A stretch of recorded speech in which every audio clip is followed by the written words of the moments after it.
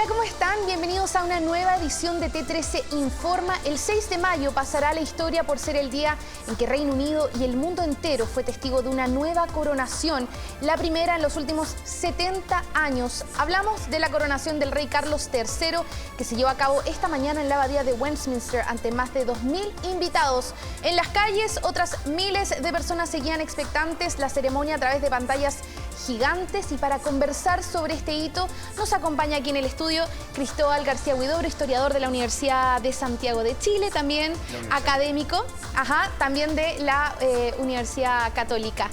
Preguntarle, profesor, bueno, sabemos que el rey Carlos III se convirtió oficialmente en rey el día que falleció su madre, la reina Isabel II, el 8 de septiembre del año pasado.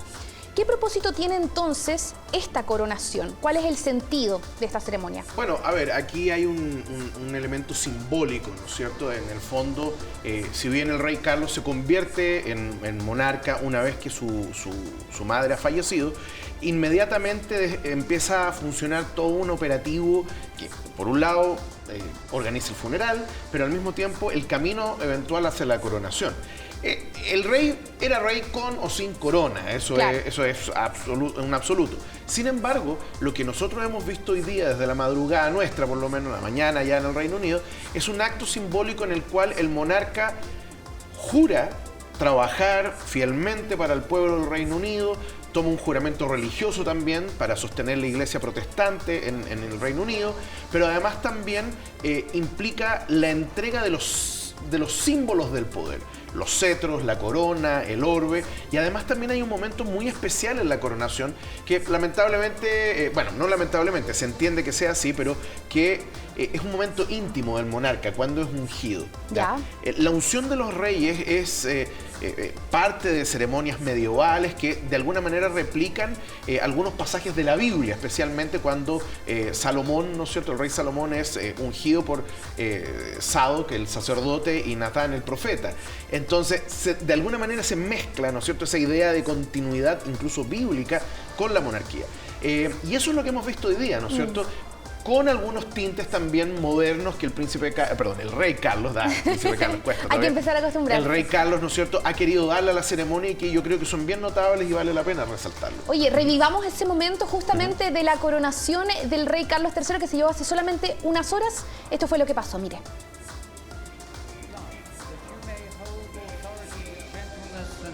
Este es el momento, profesor, si usted nos podía ir relatando. Bueno, aquí efectivamente le están entregando los símbolos del poder. ¿Ya? El principal es ese cetro que tiene uno de los cocelebrantes y que lo va a tomar el arzobispo de Canterbury. Ese es el cetro de la cruz, se llama. Se le conoce además también porque tiene uno de los diamantes más grandes del mundo, el Cullinan I, también conocido como la primera estrella de África, y representa el poder terrenal del monarca para poder mandar. Y el segundo cetro que ahora se lo están entregando es el cetro de la paloma. ¿Ya? Es un cetro que tiene un doble significado. Representa una paloma de la paz, ¿no es cierto?, para mantener la paz y la justicia, pero al mismo tiempo representa la labor religiosa que tiene el monarca en sostener a la iglesia y además como un monarca cristiano. De eso quiero que justamente hablemos ahora. La coronación tiene una carga netamente religiosa. Expliquémosle a la gente para que se haga una idea, porque claro, la monarquía muchas veces nos parece distante, no tenemos monarquía en Latinoamérica. ¿Por qué está el factor de la religión? ¿Por qué juega un papel tan importante en la coronación? Bueno, en primer lugar porque es una ceremonia en la cual se supone que el monarca es elegido por Dios, ¿no es cierto? De hecho, parte del título del monarca británico es Dei Gratia, o sea, por la gracia de Dios. Y por lo tanto, eso se refuerza precisamente en esta ceremonia, donde se le unge con aceite especial, ¿no es cierto?, como si fuera un bautismo. De hecho, es muy notable porque en una parte de la ceremonia se desviste al rey, ¿no es cierto?, y queda con una túnica blanca, como si fuera un niño recién que va a su bautismo. Y cuando se ponen estos paneles, ¿no es cierto?, que impiden que la gente vea, en definitiva, esta ceremonia tan íntima, nosotros ya sabemos que el rey ha sido ungido, ha sido seleccionado y se ha convertido también en una persona sacrosanta. Y además hay otro elemento. Si uno se fija, fundamentalmente las vestimentas del rey, hay una mezcla entre una vestimenta civil y una vestimenta religiosa. Ya. Y ahí va la corona de San Eduardo, que implica el momento cúlmine de la ceremonia, cuando se pone sobre la frente del rey, ¿no es cierto?, la corona, que es bastante pesada. Bastante pesada, sí, ahí lo vemos. Y probablemente el símbolo más importante de la corona británica, esta corona del rey Eduardo, ¿no? San Eduardo. San Eduardo, sí. Exactamente. Bueno, y además contarle a la gente que, bueno, además de ser jefe de Estado, el rey Carlos también es jefe de la iglesia anglicana. También eso explica el tema religioso, ¿no? Es un carácter hoy por hoy ceremonial. Antiguamente el monarca tenía en el fondo poderes respecto al concilio de obispos, etcétera, pero hoy día es solamente una cuestión más bien histórica o simbólica. Claro, tradicional. Oye, ¿la corona cuánto pesa? 2000, o sea, pesa 2.250 gramos. Claro. Perfecto, poco más de 2 kilos. Un cuarto. Oye, la última gran coronación que tuvo Reino Unido fue en 1953, la reina Isabel II, madre del rey Carlos, pero fue bastante distinta a la que vimos hoy.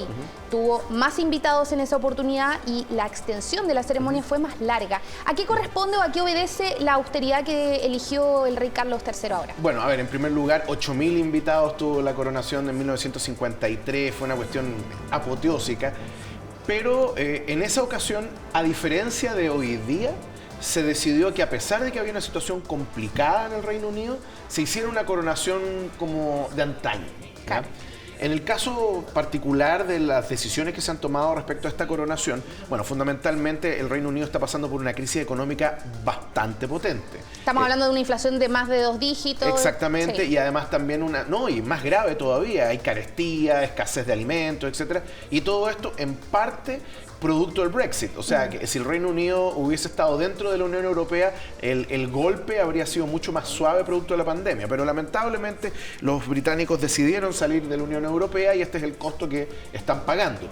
Ahora, eso sumado a también tratar de dar un indicio, ¿no es cierto?, de nuevos tiempos de la monarquía, de una monarquía también mucho más abierta y mucho más sensible a las necesidades de la población del Reino Unido, efectivamente se decidió tomar esa decisión. Ahora, también hay otra cuestión que es un tema factual, ¿no es cierto? El rey Carlos tiene 74 años. 74, sí. Su madre cuando asumió tenía 20 y tantos, 27 25. años. 25. Entonces es distinto como una persona de 70 y tantos años puede llevar en definitiva una ceremonia así de larga y así de pesada, porque tienes que tomar en consideración que el rey Carlos tiene una corona de 2 kilos y cuarto en la cabeza, los cetros, la ropa que está usando es extremadamente pesada, entonces eso también toma un poco de la salud de la persona y la capacidad de aguante. Entonces, y además también, nuevamente, se quería hacer una ceremonia más acotada, precisamente para mostrarle al público del Reino Unido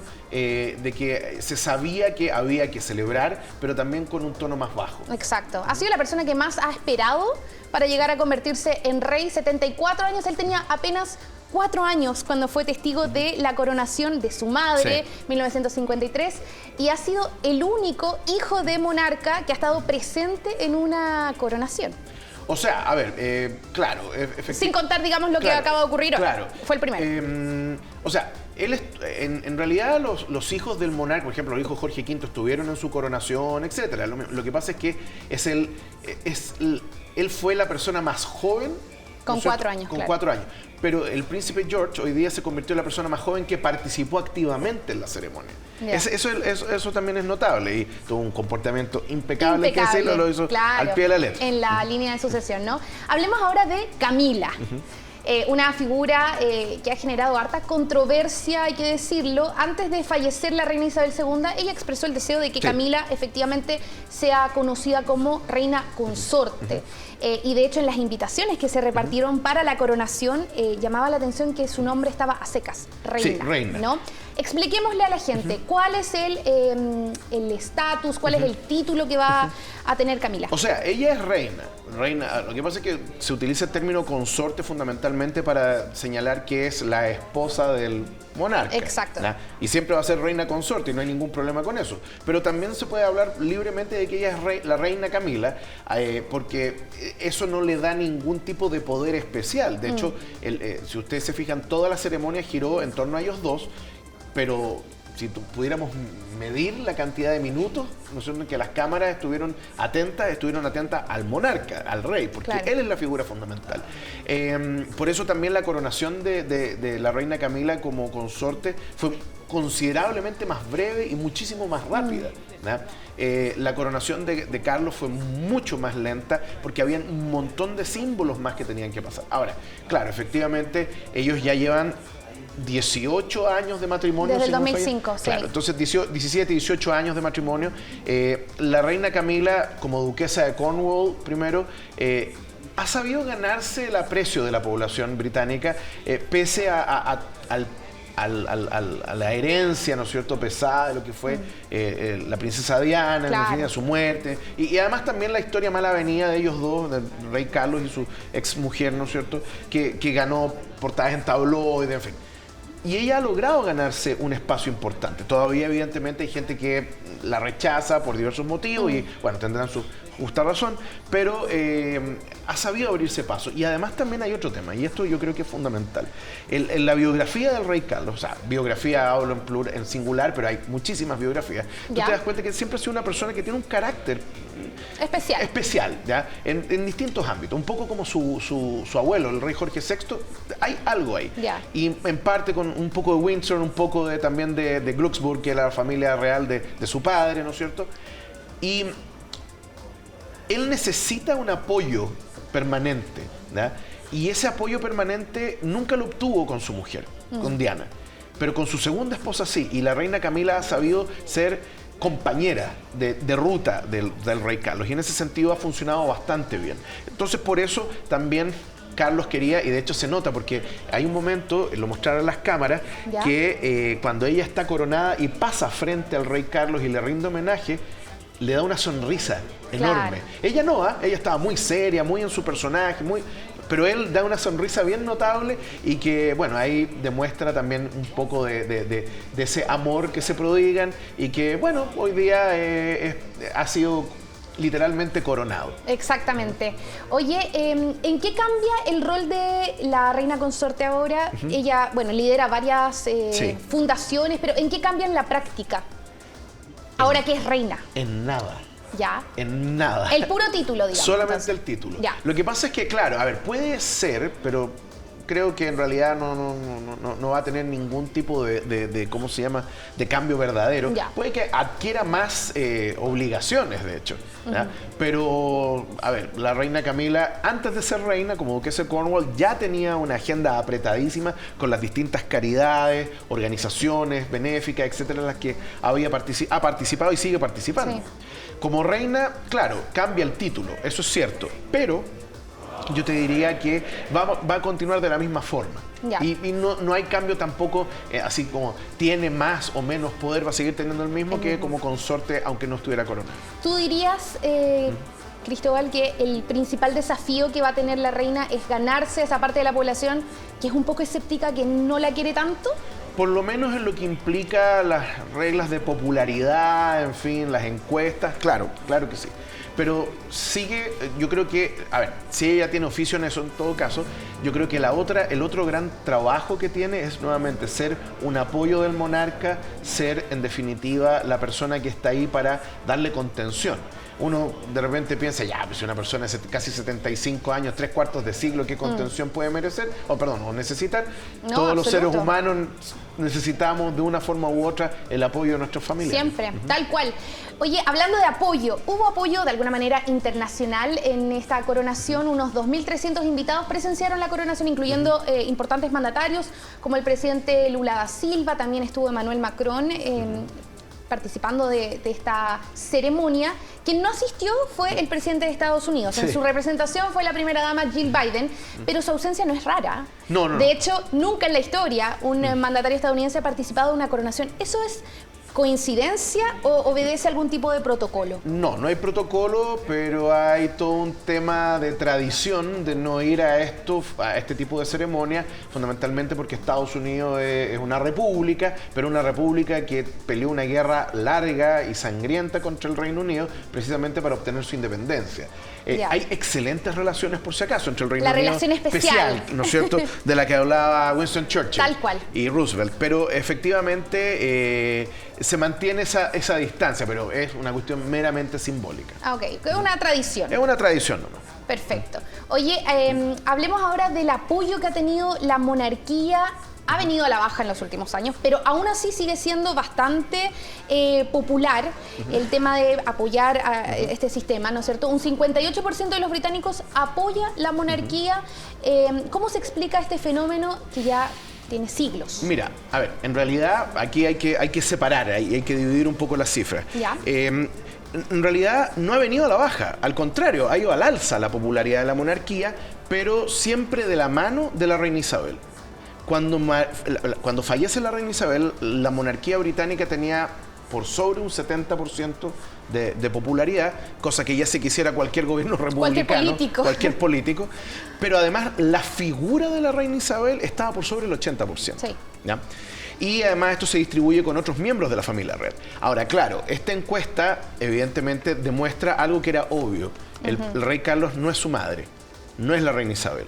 Pero también no seamos injustos. Lleva 9 meses en el trono, exigirle a él que tenga los mismos logros que su madre en 7 décadas de reinado. Claro, indudablemente a mí me parece que es un poco injusto. Sin embargo, hay números que llaman la atención. De ese 58% que están a favor de la monarquía, también, ojo, que no es que hay un 42% que está en contra, sino que hay un grupo marginal de personas que quisieran una república y después hay un grupo mucho más grande de personas que en realidad son indiferentes. Claro. ¿Ya? Pero de ese 58%, más del 70% son personas mayores, de 45 años hacia arriba. Y el grupo más escéptico son los jóvenes. Ahora, ¿por qué? Bueno, fundamentalmente, primero porque no había un encantamiento con la monarquía y eso es uno de los grandes trabajos que va a tener el rey Carlos. Es saber encantar a esa gente joven que eventualmente va a envejecer y no necesariamente va a mantener sus mismas opiniones a lo largo de su vida. En segundo lugar, que se tiene que convencer esa parte de la población de que la monarquía es útil y que además está actualizada. Y en eso el rey Carlos, ya desde que era príncipe de Gales ha estado trabajando, pero al mismo tiempo yo creo que ahora también. Y en parte también estará la labor que su heredero, ¿no es cierto?, el príncipe William, príncipe de Gales, claro, sepa dirigir precisamente en ese sentido. Mira, aquí pillé la encuesta YouGov, dice, mientras que el 78% de las personas mayores de 75 años apoyan a la monarquía, solo el 32% de las personas de entre 18 y 24 años piensa igual. Ahí va a haber entonces un desafío. ¿Puede acercarse el rey a través de, por ejemplo, algo que ya ha estado haciendo en los últimos años, acercarse a causas relacionadas, por ejemplo, con el cambio climático, el cuidado del medio ambiente? ¿Podría ir por ahí? O sea, a ver, en los últimos años, este hombre ha estado los últimos 40 años de su vida denunciando el cambio climático, peleando en definitiva contra todos los negacionistas de que efectivamente el cambio climático además tiene un elemento humano, es decir, esto no es una cuestión natural del planeta, esto lo estamos produciendo nosotros. Claro. Todas estas campañas ecológicas, toda esta idea de concientizar a la población de que nosotros dejamos una huella en el planeta, pero no solo eso, este es el único planeta donde nosotros podemos vivir. Que tenemos, claro. Claro, no hay otro planeta. Todos los demás planetas del sistema solar son desiertos terribles donde no aguantaríamos segundos. Entonces, en esta barca, en esta pequeña arca en la que estamos todos, ¿no es cierto?, es necesario ser mucho más prudentes con cómo ocupamos los recursos. Entonces, en ese sentido, ha sido un campeón en eso. Eso le valió además también muchísimos problemas cuando fue príncipe. Más todavía cuando se metió en temas sociales. Es decir, en ese entonces el príncipe Carlos se escapaba y lo perseguían los paparazzi y la policía, todo el mundo, cuando se escapaba con su grupo más cercano de secretarios, etcétera, a meterse en los barrios más pobres de Londres y donde pudiera para conocer la realidad de esas personas y tratar de hacer algo. Eso le ganó bastantes reprimendas de diversos primeros ministros, Margaret Thatcher no fue la menos, donde le decían, usted no le corresponde opinar en política. Él no estaba opinando en política, pero el ir a visitar esos lugares implicaba una declaración política de que el gobierno no estaba haciendo lo suficiente. Claro, y es sabido que los monarcas, opinar de política, ahí no se pueden meter. Ese es otro desafío que tiene el rey Carlos. Pero vamos a ver también cómo eso de alguna manera hace conexión con la población más joven. Vamos a ver ahí qué pasa. Oye, veíamos imágenes, bueno, ahí está el príncipe Harry, quien asistió. Tengo entendido que ya a esta hora ya debiese estar de regreso. Él iba a participar del cumpleaños de su hijo Archie, que cumple 4 años hoy, así que se espera que regrese a Estados Unidos. Y vemos cómo distintas personas de distintos países viajaron a Londres, acamparon durante días para poder ver esta procesión. Ahí los vemos a Kate Middleton, a su hija Charlotte, a George. ¿Cómo se explica, profesor, la popularidad que tiene la monarquía británica, a diferencia de otras monarquías como la española, que bueno, igual concita, ¿no es cierto?, al público, pero ¿por qué esta en particular llama tanto la atención del público en general, mundial? Yo creo que tiene que ver con varios temas, pero voy a elegir 3 fundamentalmente. Uno, primero, es una de las monarquías más tradicionales en Occidente. Nosotros lo que hemos visto hoy día, ¿no es cierto?, esta procesión, la coronación, en fin, tú no lo ves en la monarquía española, por ejemplo. En la monarquía española hay una proclamación donde el rey jura la Constitución y queda entronizado el rey y no hay más. Lo mismo en la monarquía belga, lo mismo en la monarquía danesa, noruega, etcétera. Entonces, cuando tú tomas en consideración eso, pareciera que estas monarquías son todas nuevas, a pesar de que tener siglos de existencia, pero el nivel de modernización ha llegado a tal punto que se considere que esos países son repúblicas coronadas, son repúblicas que tienen un gobierno monárquico. Ese es el primer elemento. En segundo lugar, yo creo que tiene que ver también con el nivel de conexión que existe entre el monarca y su pueblo, o la familia real y su pueblo también. Por donde tú veas, claro, puede haber gente que sea contraria a la monarquía. Al rey Carlos, cuando estuvo en Escocia, durante los funerales de su madre, le tiraron huevos, fue abucheado, etcétera. Claro, pero también había gente que salió a saludarlo, a celebrarlo, en fin. O sea, fue una cuestión impactante, ¿no? Y lo mismo, en todas partes, en el Reino Unido, existe esta devoción hacia la monarquía, ese respeto, ese cariño, o derechamente es el respeto a la institución. Claro. ¿Ya? Entonces yo te diría que también eso es difícil encontrarlo en otras partes. Y un tercer punto, creo yo, tiene que ver, quizá más frívolo, tiene que ver precisamente con la retroalimentación a través de la prensa, etcétera. La farándula de la monarquía. Claro, la farándula, no quería decir así, pero que también da paulo, ¿no es cierto? Ya sea por ciertos escándalos o por ciertas conductas, en fin. Pero además también por un tema histórico. También hay un nexo de historia y de capacidad que ha tenido la monarquía, te digo, en los últimos 80 años de mantenerse actualizada, pero con un pie anclado en la tradición. Claro. Hablando de escándalos, bueno, el príncipe Harry observó atentamente desde su asiento en la tercera fila de la abadía de Westminster, mientras la corona del rey se posaba en su cabeza.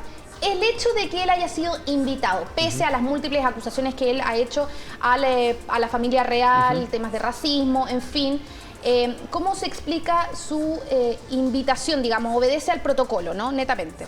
No, o sea, a ver, sí, es protocolar, pero a ver, quien determina quién va a la coronación, o sea, todo eso pasa de una forma u otra por el rey Carlos y pasa por él porque en el fondo estos son los invitados del rey en específico.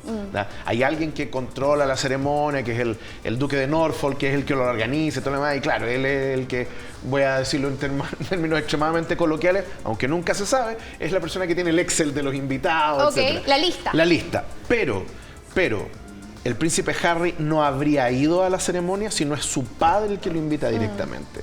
Evidentemente que no sabemos las comunicaciones que existen entre ellos, puede que lo haya llamado, estoy conjeturando, pero en definitiva el príncipe Harry va porque quiere ir y va también porque su padre lo quería ahí.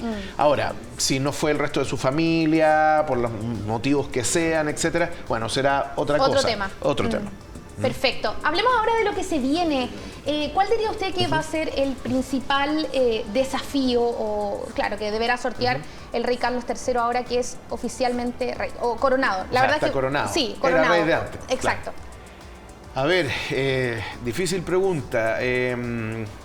como jefe de Estado, ¿no es cierto?, y monarca del Reino Unido, el problema es que el rey no puede emitir ningún tipo de opinión. Nada, un gesto, una sonrisa, un fruncido ceño, una risa, lo que sea, todo eso se puede tomar o malinterpretar como una opinión, y ni hablar algún discurso o alguna mención. Primer gran obstáculo. ¿Ya? Que tú dices que puede ser un poco pedestre, pero es un gran obstáculo. De hecho, la reina Isabel lo dijo. La parte más difícil de este trabajo es hacer que la gente no sepa lo que uno está pensando. Exactamente, mantenerse lo más objetivo, neutral, al margen, neutro. Exactamente. En segundo lugar, el gran desafío que tuvo su madre también, y que con la ayuda de su padre, ¿no es cierto?, el príncipe Felipe, el rey Carlos va a tener que hacerlo también, es, como te decía antes, mantener actualizada la monarquía, pero sin perder los elementos tradicionales. Y eso es súper difícil, porque uno tiende a pensar que modernidad no se condice con tradición, ¿no es cierto? Pero los británicos han logrado de alguna manera lograr una síntesis, han creado una síntesis que les ha permitido precisamente eso. En tercer lugar, tener cuidado con cualquier cosa que pueda parecer derroche. Ya. En estos momentos, y como lo comentábamos antes, el Reino Unido está pasando por una situación difícil. Tú lo decías, ¿no es cierto? Una inflación de 2 dígitos, desempleo, carestía, escasez de alimentos. De hecho, hasta hace 2 semanas atrás no habían huevos en los supermercados británicos, en parte por la gripe aviar, pero bueno, en fin. Y sumado también al hecho de que hay tensiones que todavía están fraguándose, ¿no es cierto?, al interior del gobierno británico. No estoy pensando en el rey, sino estoy pensando en el Parlamento británico, donde tú tienes una mayoría conservadora, y super mayoría por lo demás, que está muy montada en el macho de mantener el Brexit, de mantener este plan de la Global Britain, que es una Gran Bretaña global, pero que ha sido un fracaso estrepitoso. Entonces, y además también con una oposición laborista que lo único que quiere es que se llame elecciones, porque probablemente ganarían. Claro. Bueno, y para ir cerrando, ya se nos va acabando el tiempo, profesor, en una palabra, ¿cómo describiría lo visto hoy en Londres? En una palabra. Majestuoso. Majestuoso, sí. Incluso a pesar del tono más discreto, vuelvo a repetir, claro, para nosotros no nos parece para nada discreto esto, pero desde el punto de vista histórico para los británicos lo es. Sí. Pero a pesar de eso, majestuoso. Y con ciertos toques humanos muy notables. Yo destaco dos cosas fundamentales. Primero, en un momento de la ceremonia, y lo pidió expresamente el rey Carlos, hay un cántico en griego. Eso es un guiño ecuménico, por un lado, pero al mismo tiempo a la antigua fe de su padre, que era originalmente ortodoxo griego. Sí. Y en segundo lugar, también otros elementos ecuménicos, especialmente después de que el rey había sido coronado. Hay una bendición común de los obispos de Escocia, Gales, el primado de York, ¿no es cierto?, el arzobispo de Westminster, que es el cardenal católico, ¿no es cierto?, en el Reino Unido, y finalmente del arzobispo de Canterbury, Justin Welby, que es el que finaliza las bendiciones. Nuevamente, otro sinónimo de ecumenismo que en 1953 habría sido imposible. Con los conflictos que existían, imposible.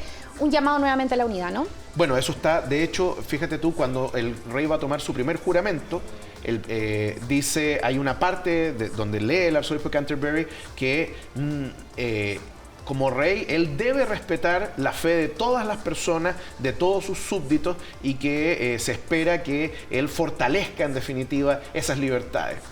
Más claro no puede estar. Imposible. Muchas gracias, Cristóbal García Huidobro, por acompañarnos en Informe T13 desde la mañana ha estado aquí, madrugó. Madrugando desde en la cobertura especial del canal, pero muchas gracias por la invitación. Humildemente les doy las gracias por haberme invitado también a este programa. Y nada, hemos visto historia haciéndose frente a nuestros ojos. Tal cual. Bien, muchas gracias y por supuesto también agradecerle a usted por la sintonía, por acompañarnos durante toda la jornada de hoy, cubriendo, ¿no es cierto?, lo que es la noticia internacional del día, por supuesto la que va a pasar a los libros de historia. Hacerle la invitación entonces a que siga en compañía de Tele 13 más ratito a la 1.